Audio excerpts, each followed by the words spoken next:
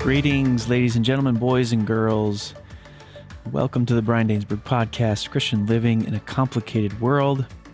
I'm your host, Brian Dainsberg, lead pastor of Alliance Bible Church, located in beautiful southeast Wisconsin.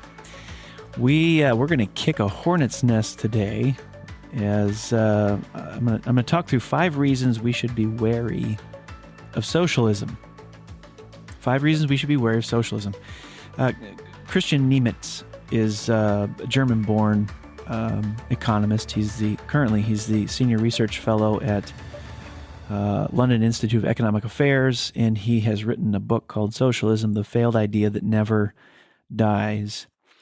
And a lot of what I'm going to talk about today is fueled by his work, inspired by his work, and I would recommend the book to you. Its treatment of primary sources is certainly a strength, but his ability to be comprehensive and yet still intelligible is an attractive thing. So we're dipping our toes here in murky waters of economics, and but that's part of Christian living in a complicated world. And so socialism, it seems to be an idea that seems to possess a kind of a perpetual, some have a perpetual teenage infatuation with it, and we'll talk a little bit about why that is. But upon the final analysis, socialism is an idea that should be retired and put out to pasture. Now, if you're listening and the idea of socialism is attractive to you, keep listening. The genuinely altruistic motives that operate within some socialist advocates are worth talking about and providing an alternative approach.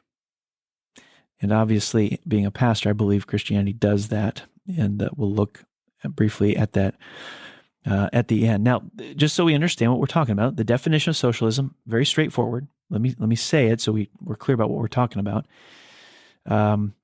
According to Merriam-Webster, it is any of various economic and political theories advocating collective or governmental ownership and administration of the means of production and distribution of goods.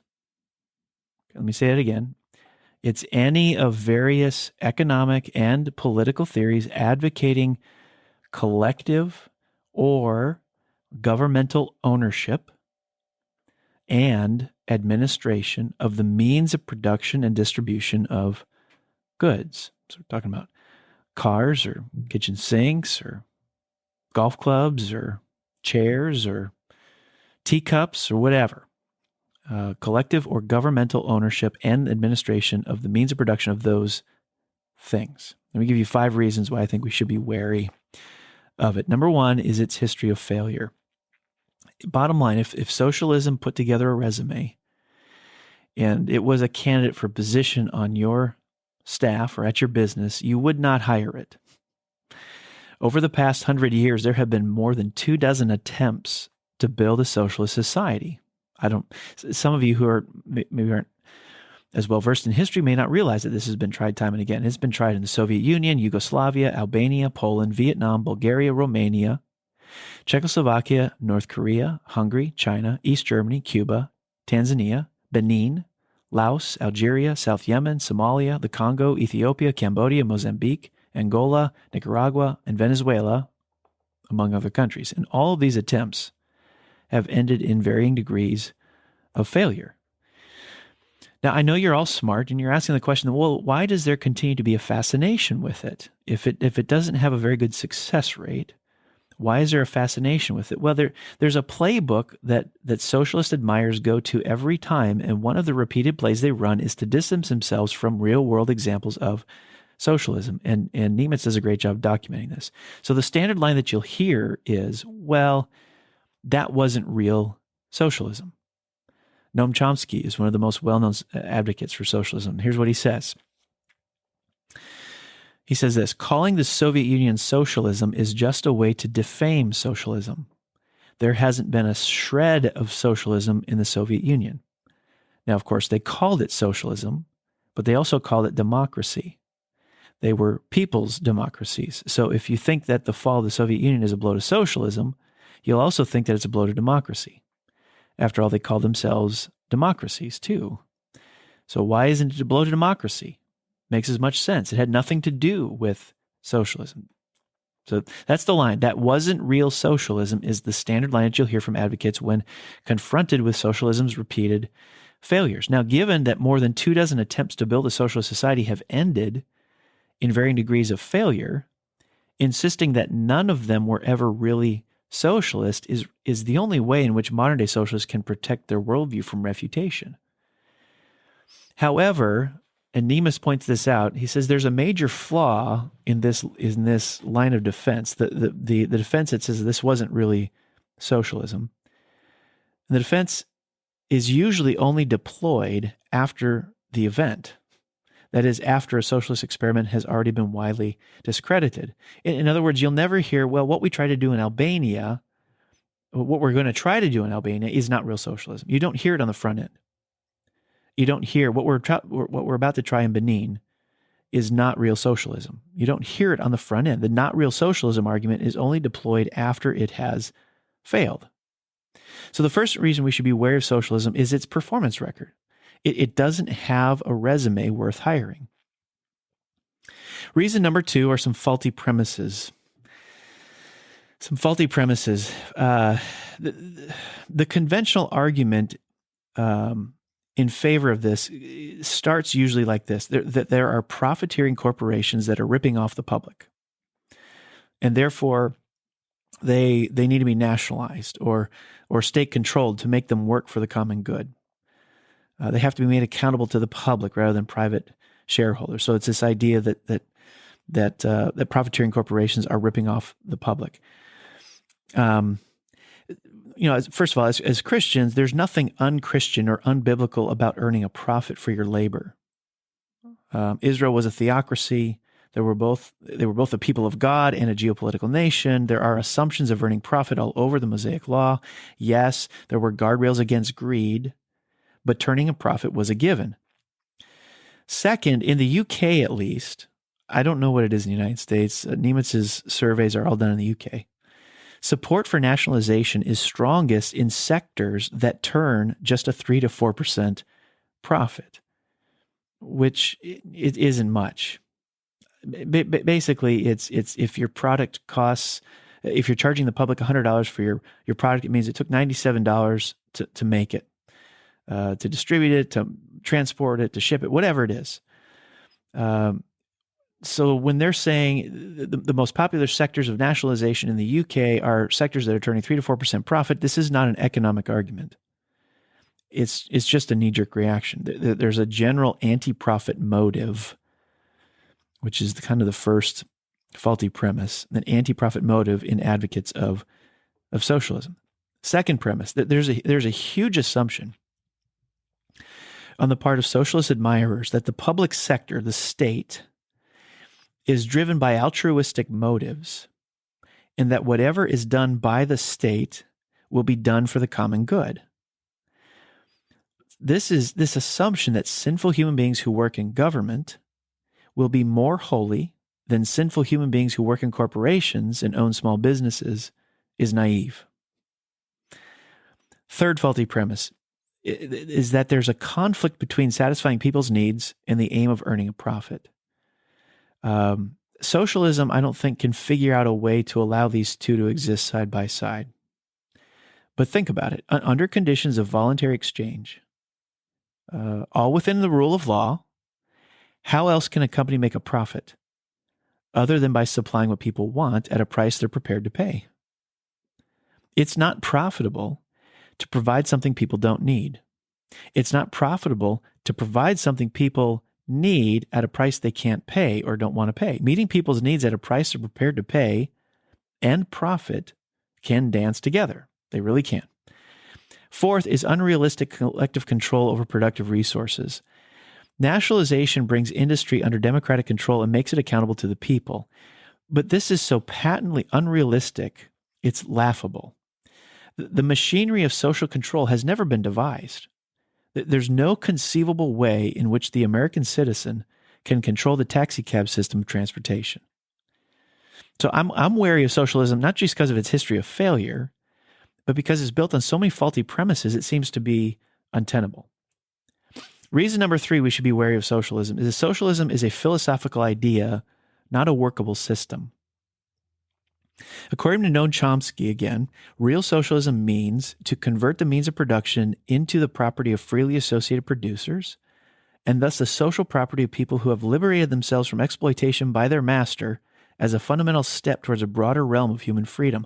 Well, now listen, these are nice aspirations. They really are nice aspirations, but they're also highly abstract aspirations. You can think about the questions you'd like to ask after hearing that. Like, which set of institutions would deliver them? How would those institutions work? How would we monitor whether they deliver what they ought to deliver? And how would we correct them if they do not?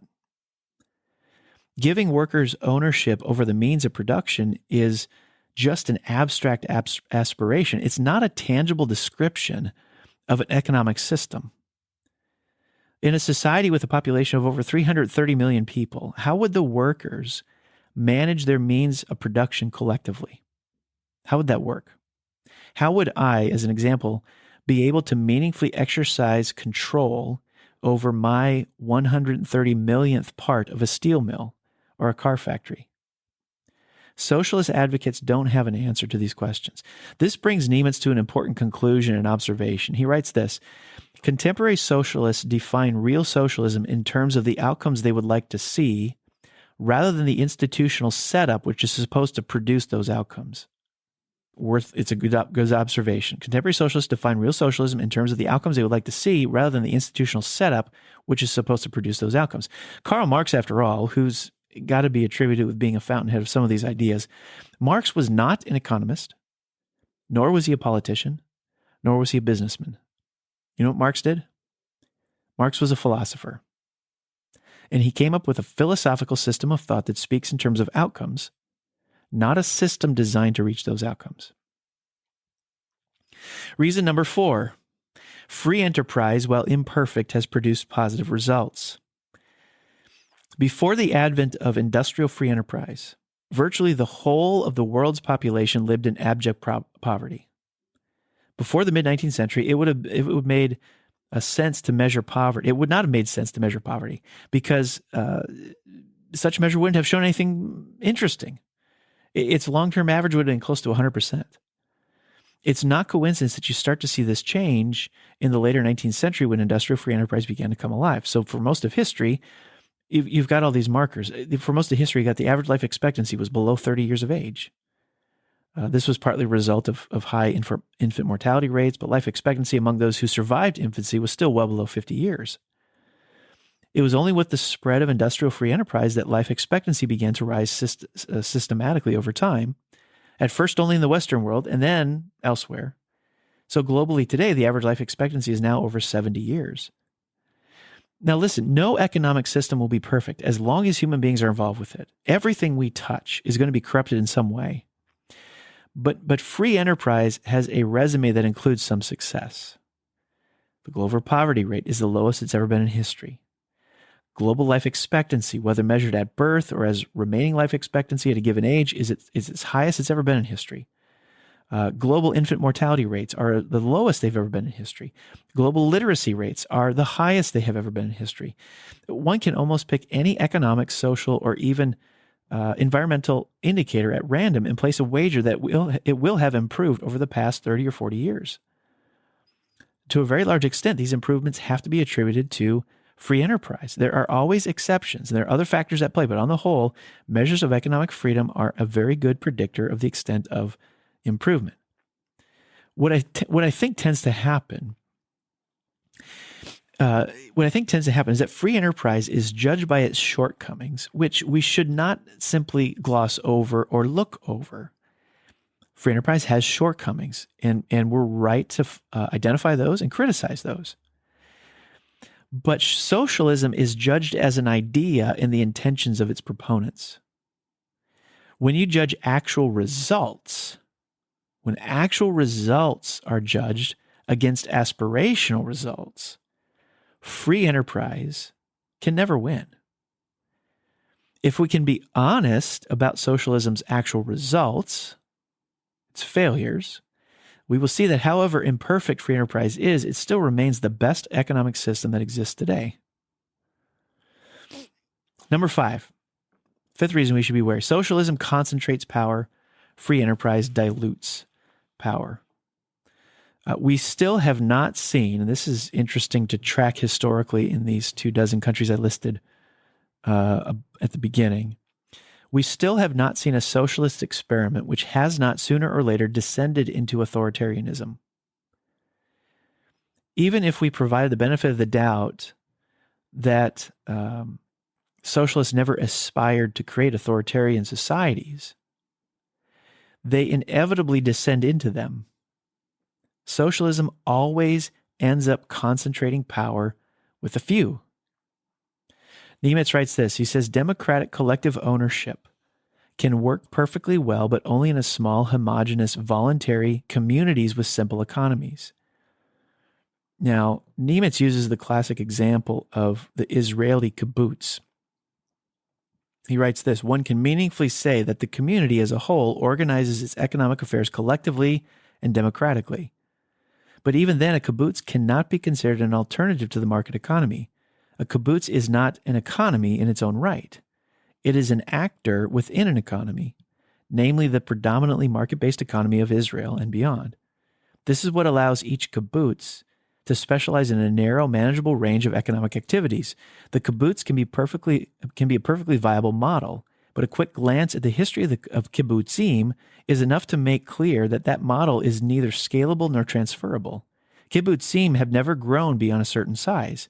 A kibbutz with more than 1,000 members would be counted as one of the largest. While the traditional collective kibbutz model still works for many of them, some have moved away from it, introducing more conventional management methods and becoming more like conventional private enterprises over time. There has also been a tendency for kibbutzim to outsource functions they would once have provided internally. So what he's saying is that democratic collectivism requires very small and homogeneous communities characterized by a high degree of internal agreement on aims and means. As we'll see here, this is a harbinger, a foretaste of the church. If you're familiar with your Bible, you know. So listen to this again. Democratic collectivism requires small, homogeneous communities characterized by a high degree of internal agreement. The only place you're going to find that with consistency is within a Christian community called the church. Outside of that, it's not possible. You're not going to find that. You're not going to be able to create that this side of heaven, at least not voluntarily so. In order to get this democratic collectivism, you have to have a potent central planning board. Leon Trotsky said it well, writing about the Soviet Union. He says, there is no other government in the world in whose hands the fate of the whole country is concentrated to such a degree. The Soviet government occupies in relation to the whole economic system the position which a capitalist occupies in relation to a single enterprise. The centralized character of the national economy converts the state power into a factor of enormous significance. F.A. Hayek, interacting with Trotsky, explains this. He says, by concentrating power so that it can be used in the service of a single plan, it is not merely transformed, but infinitely heightened. By uniting in the hands of some single body power formerly exercised independently by many, an amount of power is created infinitely greater than any that existed before, so much more far-reaching as almost to be different in kind. It is entirely fallacious to argue that the great power exercised by a central planning board would be no greater than the power collectively exercised by private boards of directors. There is, in a competitive society, nobody who can exercise even a fraction of the power which a socialist planning board would possess. To decentralize power is to reduce the absolute amount of power. He's right on. Human beings are sinful, flawed, and messed up. The best thing we can do is to dilute power, distribute it among many. Socialists will say that's what they're doing, but the system is unworkable, and it always ends up in the opposite extreme, concentrating power among a few. All right, so these are 5 reasons to be wary of socialism. Let me quickly, to conclude, give 4 takeaways as I think about our current cultural location. Very quickly. Number 1, fascination with socialism fascination with socialism reveals historical naivety. One of the reasons socialism is most popular with the under 30 crowd is due to idealized notions of how the world works and ignorance about how it has worked. There is an underbelly to socialism that many are unaware of. And this is where we would be wise to listen to stories of those who have actually lived in these countries, who have lived within this economic system. People advocating for socialism in the U.S. most often have never lived in a socialist nation. So there's a historical naivety. Second, fascination with socialism reveals practical naivety. To be very blunt about it, socialist advocates speak in terms of outcomes they would like to see, not the institutional setup that will produce those results. It is a theoretically aspirational idea. It is not a practical workable system. Third, fascination with socialism reveals anthropological naivety. This is what I mean by that. The Bible insists human beings are more sinful, flawed, and messed up than we can possibly imagine. We are capable of extraordinary evil. Socialism's impracticality results in concentrating power among a few in order to force it to work. When you look at the 24 failed socialist attempts, that's a recurring theme. The power of the state was unmatched. If human beings are capable of an extraordinary evil, I would rather dilute their power and create as many accountabilities as possible rather than concentrate it. So for all of its faults, free enterprise does a better job of diluting power among many than socialism does. And fourth, a Christian community converted to Christ, walking in accordance with the scriptures and being transformed by the Spirit, is the best ecosystem for caring for people economically. Those who have had maybe a flirtatious relationship with socialism because of the way in which at least it's presented that people are cared for economically, listen carefully to this. Some have contended the early church was socialist/communist. No, it wasn't. Let me give you a couple of reasons for that. And in so doing, it's going to flesh out how this church worked. First, there is no evidence that the first Christians shared in the means of production, and no record that they abolished private property. We see nothing like a workers' collective, let alone state-run enterprises in the book of Acts. The Christians were generous, but they did not disavow personal ownership of their possessions. We see Christians selling their land and houses in order to provide for the needy. We do that. We do see that. And yet, Acts 5:4 makes very clear these assets remained in possession of private owners and could be used as the owner saw fit. Even after the properties were sold, the proceeds belonged to the individual or family, not to the state, nor to a collective, nor even to the church. And this is confirmed in the history of the early church as we see congregations meeting in private homes and persons still in possession of private property. Second, the second reason why the early church was not socialist, was not communist, is that the distribution of possessions in Acts was not by force or coercion, but chosen freely and voluntarily. To say the church had a wonderful communal spirit, which it did, is far different from saying they practiced anything remotely like state-enforced communism. The expression everything in common was used to describe radical generosity in the early church.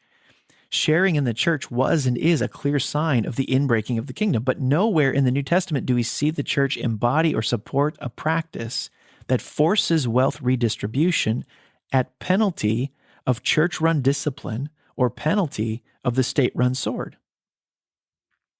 Everything in common, the phrase that's used, spoke to the love of the Christians, not to a law among the Christians.